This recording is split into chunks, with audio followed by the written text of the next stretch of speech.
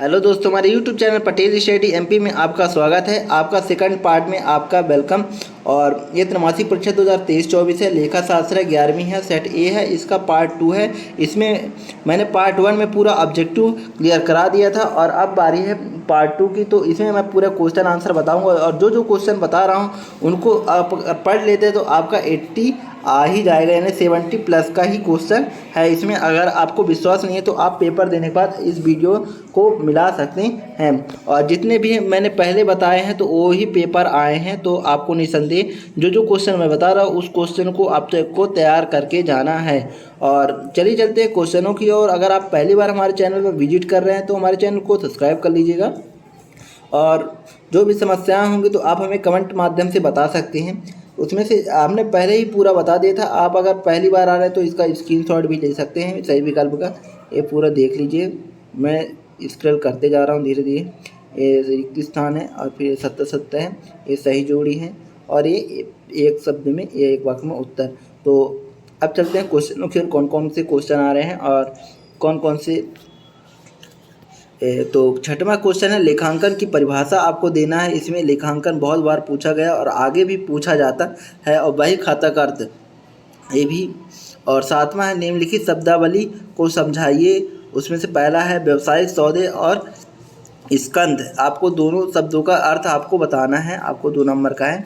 और अथवा में पूछा संपत्तियों से क्या आशय है। तो आपको दोनों में जो भी आपको ईजी लगे तो आप वो कर सकते हैं। तो नेक्स्ट है 8वां, लेखांकन के बाह्य उपयोगकर्ता के नाम आपको बताना है। और अथवा में पूछा है लेखांकन के आंतरिक उपयोगकर्ता के नाम बताना है। इसमें बाह्य और आंतरिक दोनों में से आपको जो भी इजी लगे उसको कर लीजिएगा। और नेक्स्ट है 9वां है, सतत व्यापार संकल्पना को समझाना है आपको। और पूछा गया है अथवा पूछा गया है लेखांकन अवधि संकल्पना को समझाना है आपको। और 10वां है अपना लेखांकन मानक से आप क्या समझते हैं। और अथवा में पूछा है लेखांकन के उपार्जन के आधार पर आपको इसको समझाना है।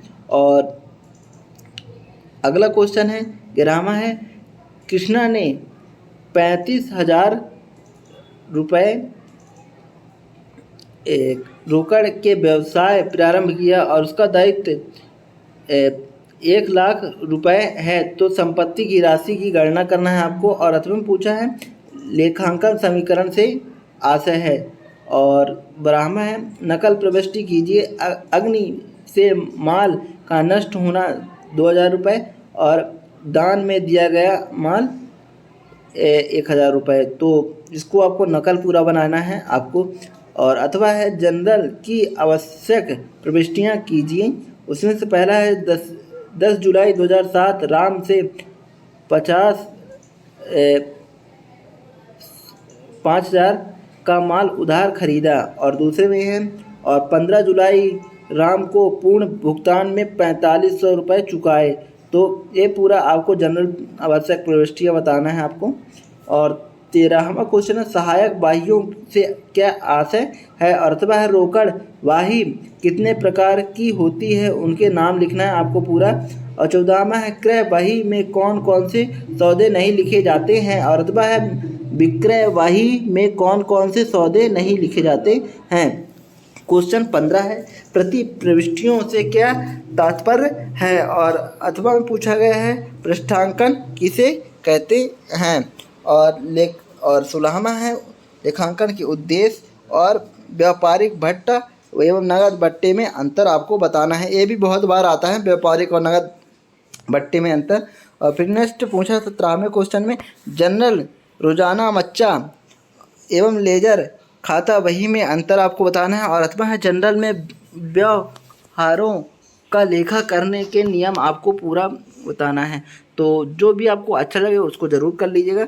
और नेक्स्ट है 18वां, रोकड़ वही सहायक पुस्तक के साथ साथ हिसाब की प्रमुख पुस्तक भी आपको पूरा समझाना है। और अथवा पूछा है निम्नलिखित व्यवहारों को सही कैलाश की क्रय वही लेखा आपको पूरा बताना है। और इसमें पूछा है जून 6 सुभाष एंड सन्स ने खरीदा और 50 मीटर कमीज का कपड़ा की दर 90 रुपये प्रति मीटर है। और जून 15 प्रभात एंड ब्रदर्स के क्रय है।